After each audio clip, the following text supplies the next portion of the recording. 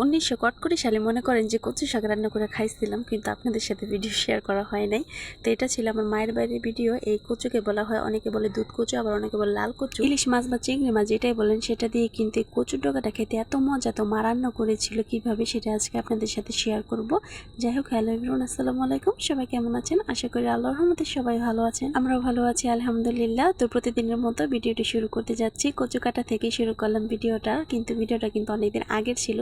আর এখন কিন্তু এই নিচে একদম পানি এসে গেছে। তো পানি আসার আগে মাকে বলেছিলাম যে কচুগুলা কেটে নিয়ে আসি, তারপর রান্না করতে পারবো। আর পানি আসলে তো এই কচু আবার গলায় ধরে। তবে মা বলছিল এই কচুগুলা নাকি একদম গলায় ধরে না, খুবই খেতে সুস্বাদু। আর লাল কচু কিন্তু খেতে খুবই মজা। আরেকটা আছে সবুজ কালার, সেটা কিন্তু একটু গলায় ধরে। তো ডগাগুলো আমি কেটে নিয়ে যাব। আর নিচে যে একটা গুঁড়া থাকে, সেটার থেকেও কিন্তু আবার কচু বের হয়। তো আমি কিছুটা কাটছিলাম, আবার এদিকে আমার ছেলেও কি করছে যে কচু কাটবে বলতেছে। তারপর বললাম যে করো, একটু কাজ করো, কাজ করা তো ভালো, কাজ শিখে রাখা ভালো, যে কোনো কাজই ছোট নয়। কচুগুলো কিন্তু অনেক বড় ছিল, দেখতে পেলেন যে আমার চাইতে লম্বা লম্বা হয়ে গেছে।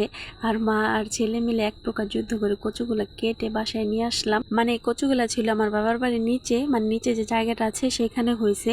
আমার মা এক জায়গা থেকে এনে লাগিয়েছিল গুঁড়া, তারপর অনেক হয়ে গেছে। তো আমি উঠাতেই পারতেছিলাম না, এত ভারী ছিল।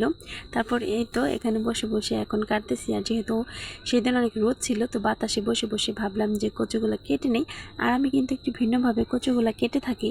সেটা হচ্ছে, আমি কিন্তু কচুগুলাকে মানে ছিলতেছি না, আপনারা দেখতেই পাচ্ছেন, শুধু ডুমডুম করে কেটে নিতেছি। এইভাবে রান্না করলে অনেকে ভাবে যে আঁশ লাগবে, কিন্তু আঁশ লাগবে না। আমার মামার কাছ থেকে শিখেছি। যদি একটু ময়লা থাকে সেগুলো আপনারা কেটে ফেলে দিবেন, কিন্তু এভাবে শুধু ডুমডুম করে নিলে হয়ে যাবে। আর এইভাবে কাটলে নাকি কচুর পুষ্টিগুণ বেশি থাকে আর কি, আর চুকুলাটা ফেলে দিলে না কমে যায়, আমার মামা বলে আর কি। তো আমরা আগে ছুলেই নিতাম, কিন্তু একবার শিখিয়ে দেওয়ার পর আমরা এখন এইভাবে খাই। আর একদম বোঝাই যাবে না যে আপনারা কচুর চুকলাটা মানে ছিলেনই না, এটা বোঝাই যাবে না। আরো সুন্দরভাবে একদম তাড়াতাড়ি গলে যায়। যে দেখতে পাচ্ছেন যে আমি চুলার উপরে দিয়েছি, তারপর ঢাকনা দিয়ে ঢেকে দেওয়ার পর অনেক পানি উঠে আসছিল, আর একদম গলে হালুয়ার মতো হয়ে যাচ্ছে। তো আমরা কিন্তু পানিটা চিপড়ে বেশি ফেলে দেই না, মানে ঝরা দিয়ে রাখি। ঝরা দিয়ে রাখার পর যতটুকু পানি ঝরে যায় ততটুকুই, এর বেশি আর চিপড়ে ফেলে দিই না। তো এসে দেখি যে মা রান্না করা শুরু করে দিয়েছে। প্রথমে কচু শাকটা সিদ্ধ করে নেওয়ার পর তারপরে কিন্তু রান্না করতে হয়। তো রান্নার প্রসেসিংটা আপনাদেরকে বলে দিচ্ছি। আজকে যেহেতু চিংড়ি মাছ দিয়ে রান্না করা হয়েছিল, তো প্রথমে কড়াইতে তেল দিয়ে, তারপর পেঁয়াজ কুচি লাল লাল করে ভেজে, তারপর আদা রসুন বাটা, তেজপাতা, হলুদের গুঁড়ো, মরিচের গুঁড়ো সব কিছু দিয়ে ভালোভাবে কষিয়ে তারপর চিংড়ি মাছ দিয়ে কষিয়ে নিয়েছে। তারপর কচু শাকটা দিয়ে দিবে। আর যেহেতু কচু শাকে অনেক পরিমাণ পানি থাকে, এই পর্যায়ে আপনার কিন্তু কোনো পানি দিবেন না। তারপর কাঁচামরিচ দিয়ে দিবেন, একদম ভাজা ভাজা হয়ে আসলে তারপর নামিয়ে নেবেন। আর নামিয়ে নেওয়ার আগে কিন্তু অবশ্যই চিনি দিতে হবে আর লেবুর রস দিতে হবে, তাহলে কিন্তু গলায় ধরবে না। আর চিনি দিলে ব্যালেন্সটা একদম ঠিক থাকবে, স্বাদটা কিন্তু একদম বজায় থাকবে। তো আমি কি করতেছি, এই যে দেখুন, রান্নার পর মা বাটিটা ঘরে রাখতে বলছে, আমি সেখান থেকে একটু শুধু খেয়ে নিলাম। আর এখন ভাত নিয়ে বসে গেছি, আমার মেয়ে আর আমি মিলে খাবো। বলতেছি যে তোমার নানি রান্না করছে, দেখো অনেক মজা হয়েছে।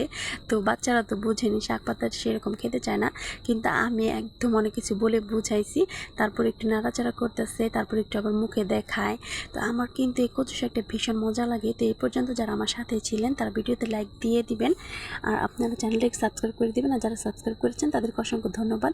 তো আমি কাঁচামরিচ ডলে নিয়েছিলাম একদম। আর এই কচু শাকটা মানে খেতে যে কী যে মজা, যারা না খান তারা বুঝবেন না, যারা খান তারা অবশ্যই বুঝতে পারবেন। আপনারা কিন্তু এভাবে ইলিশ মাছের মাথা দিয়েও খেতে পারেন। তো আজকে এই পর্যন্ত, খেতে খেতে বিদায় নিচ্ছি। আল্লাহ হাফেজ, সবাই ভালো থাকবেন।